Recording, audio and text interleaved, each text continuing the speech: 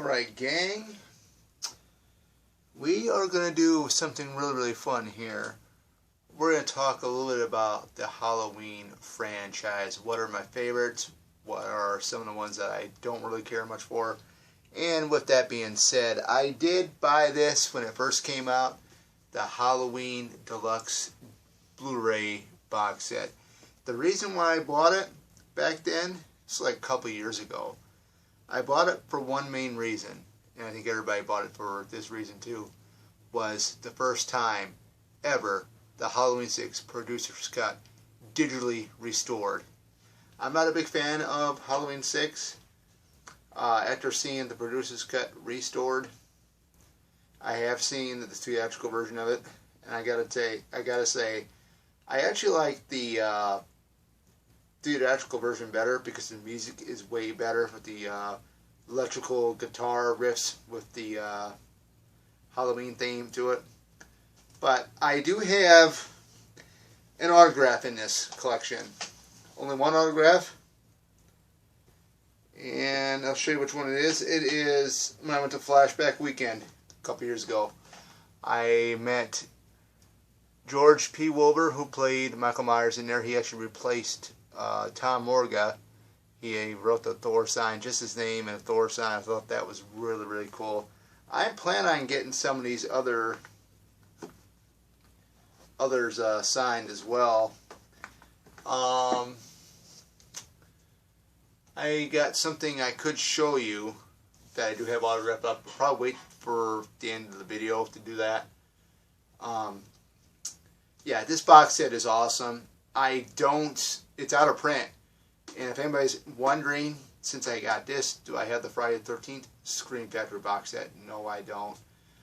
They had a lot of problems with it. I know with the cardboard box that it's in, people get it, it's damaged. I saw quite a few videos. But we'll talk about Friday the 13th in some other videos sometime down the road. But Halloween. Now, the only ones I've not seen in this box set, well, I did see, like, I think the producer's cut, or not the producer's cut, but the director's cut of, I think it was the first one, when Rob Zombie's Halloween. Didn't like it, don't like his take. I respect Rob Zombie for an artist, for a musician that he is. His Halloween 1 and 2 are not my thing. Of course, I have seen Halloween 2018 and the recently released Halloween Kills. I know I said I liked Halloween Kills, but then I'm thinking too, after thinking about it, I'm a little iffy on it. But my favorites were, you know, the stuff that's in this box set here. Now, my favorite Halloween films are the original 1 and 2. You have H2O, which is another one of my favorite. H2O, I just love that. Steve Miner, guys, the director of Friday the 13th, Part 1 and 2, Lake Placid, and a couple others out there. And I'm going to have to say Halloween 5. I just love that film. I actually met the cast of Halloween 5 at Flashback a previous year also. I got 11x17 up here, which I'm going to try to attempt to take down. We'll have to wait and see. I'll have to go off camera to get it. I had that signed by Daniel Harris. Don Shanks himself, who played Michael Myers. Tamara Glenn, who played Samantha. Alan Howraft, who composed music. And Robert Kurtzman, who was with KNB FX Studios. Now, I have an opportunity to meet Greg Nicotero, who also worked on the film with Robert Kurtzman, since he was with KNB. But I'm not really sure yet. We'll have to wait and see. There's like a lot of good guests at Days of Dead. But anyways, I think H2O would have been a great ending point for the whole entire series. Spoiler alert, if anybody has seen H2O, I don't know who hasn't, but the ending when Laurie chops off Michael Myers' head, I thought that was done. A couple years later, if they announced Halloween Resurrection through the internet, there was talks about it, and everybody's wondering, how the hell is Michael Myers going to return for Halloween Resurrection? Come to find out, the opening scene of Halloween Resurrection is picks up right after H2O, or I should say where H2O left off. So Michael Myers attacks a paramedic that was checking on him after, Laurie viciously attacks him with knives, and he falls from the top story of the balcony in one of the parts of the school building. And the thing with that, I'll put that down, was they made the story up that he crushed the paramedic's larynx, where the paramedic couldn't say anything. Then he knocks him out or something.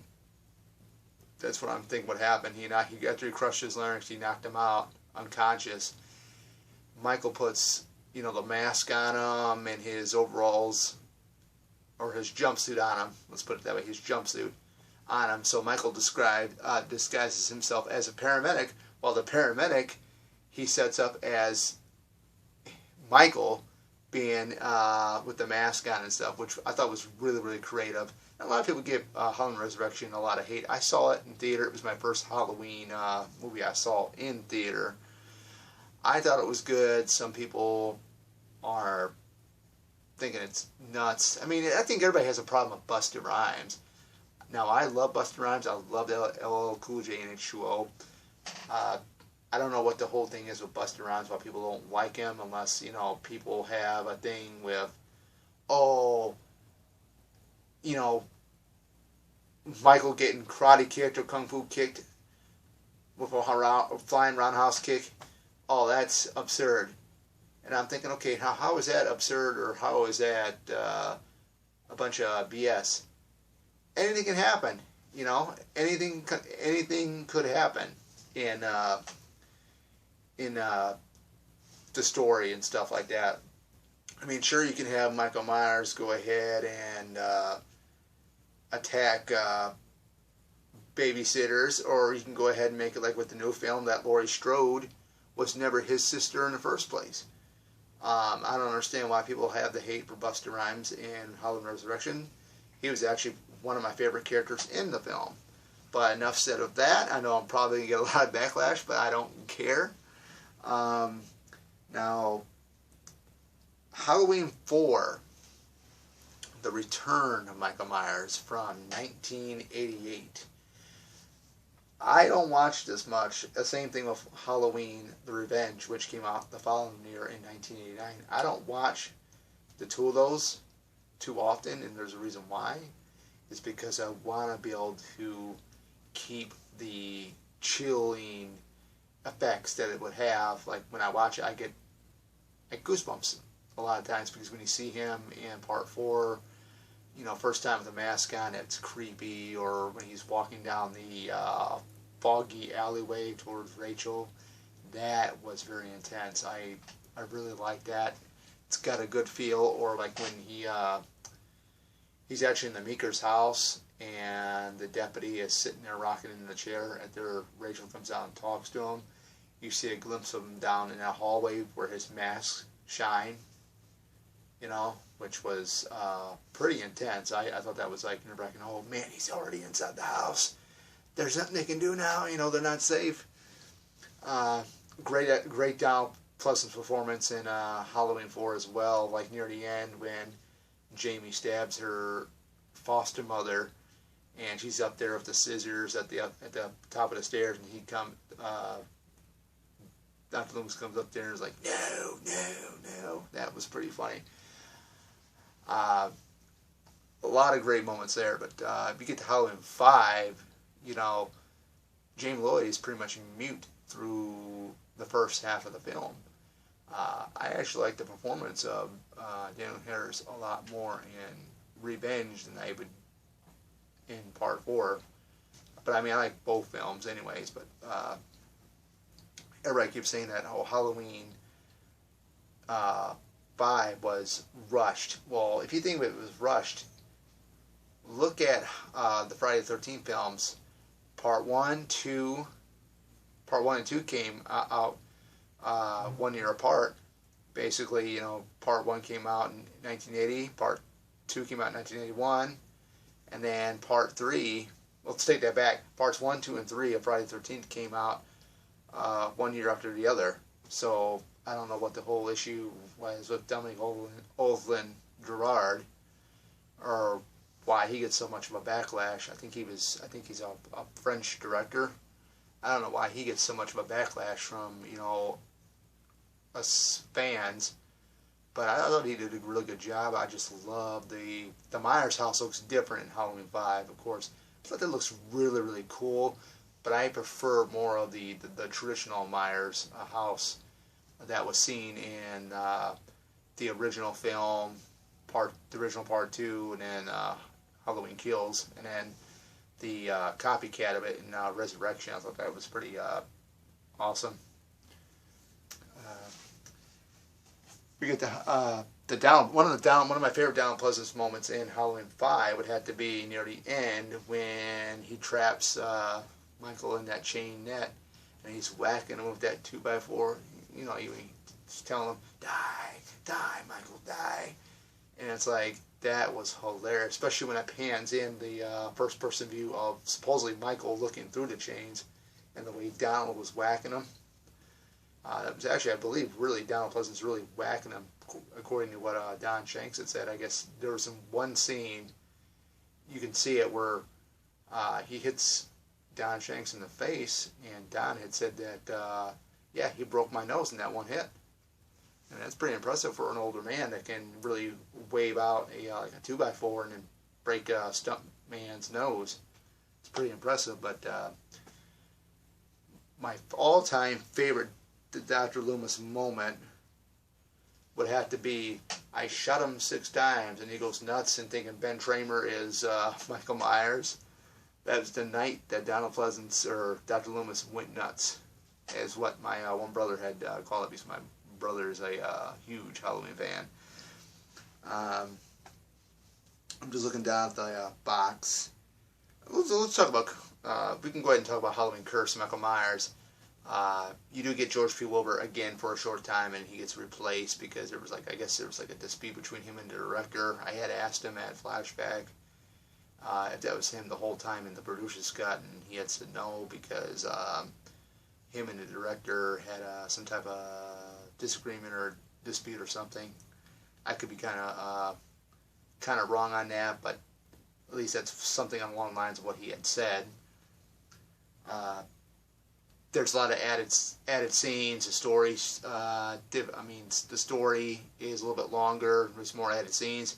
The ending is very different. Instead of Tommy Doyle beating Michael to death with a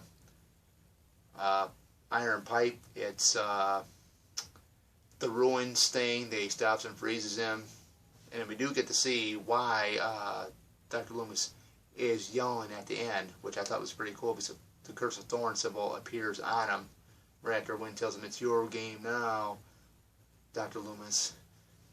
But yeah,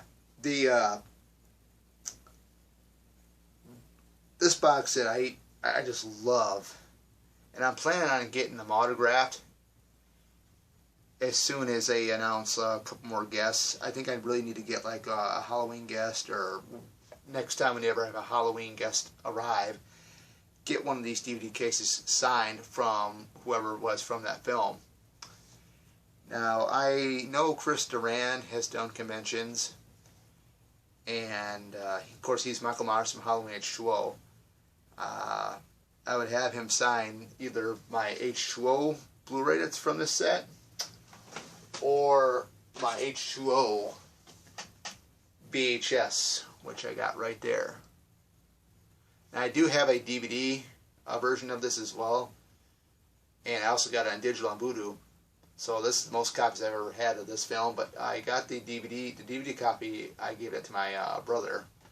So, you know, he's a big Halloween fan, like I had said earlier. I'm not planning on. I'm thinking about watching H2O before this week is over. So maybe I'm gonna watch it tomorrow when I get home from work after dinner. So we'll at least get one Halloween film in this year. Of course, I did see Kills. Yeah, I mean, you can't go wrong with this box set. When I bought it, it was like $129. It's out of print now, so I can imagine what the price it is for online, how much it's running for. It's got to be probably up there, maybe in the maybe 200, 300. Somebody's probably selling for 300. I mean, who the heck knows? But yeah, I mean, this is to me, this is the holy grail. This is the best box set I got in my collection right now. I mean, I wish I had the money to get the Friday the 13th box set, but we'll just have to wait and see if they'd ever come out with another box set. Maybe it's in 4K or something. We'll have to wait and see. Of course, I don't have a 4K, but I do got a 4K movie plus DVD of or plus Blu-ray of Back to the Future trilogy, which I always wanted. Plus, that's in Steelbook. I'll have to show that off sometime after this holiday season's over. But anyways, yeah, that is my talk on Halloween.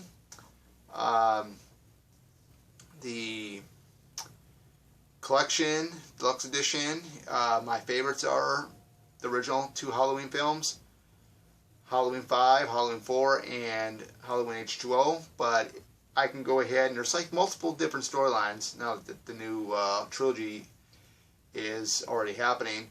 But I mean, I like the original 2 films plus H2O. I can do Halloween 1, Halloween 2 of the original, and H2O, and I'm satisfied. Or I can go ahead and say, hey, I want to see watch Halloween 4 and 5 and add those 2 Halloweens 1, 2, 4, 5, and then add H2O in there. That's pretty much basically my favorite. But I do like it, Resurrection. Don't get me wrong. I mean, I thought it was cool with the whole first-person camera view, point of view.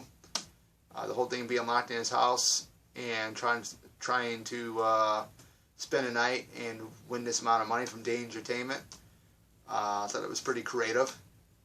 But other than that, guys, that is it. I hope you guys enjoyed the video. I know I'm having a blast making them. It's Oracle 684, signing off. Until next time, bye-bye.